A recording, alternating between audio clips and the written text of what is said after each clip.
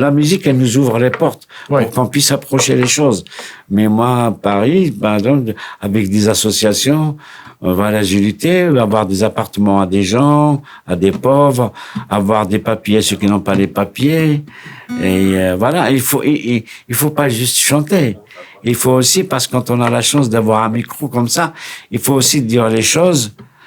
Moi, j'essaie de dire les choses le plus calmement possible.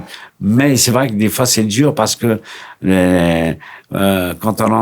comme aujourd'hui, quand on entend ce qui se passe dans le monde, c'est très dur de garder son calme. Alors, pour garder mon calme, je me parle tout seul dans la maison, chez moi.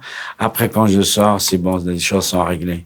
Et si vous pouviez donner, la caméra est juste là, si vous pouviez donner un conseil à que ce soit un jeune qui vient du Maghreb, mais pas juste du Maghreb, là, peu importe, un jeune artiste ou une jeune artiste qui aimerait réussir dans son art, pouvoir possiblement même en vivre, pouvoir devenir connu, quel conseil on pourrait donner? Moi, je vais leur dire, si un artiste, moi, je veux dire il faut qu'il écoute d'abord ses émotions, parce que c'est la guitare, toute seule, elle n'est rien.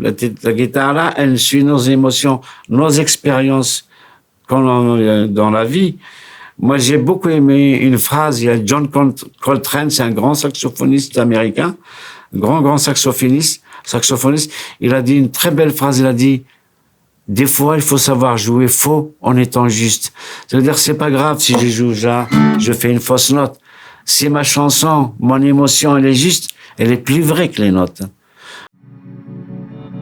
Radio Azul International, la radio sans frontières.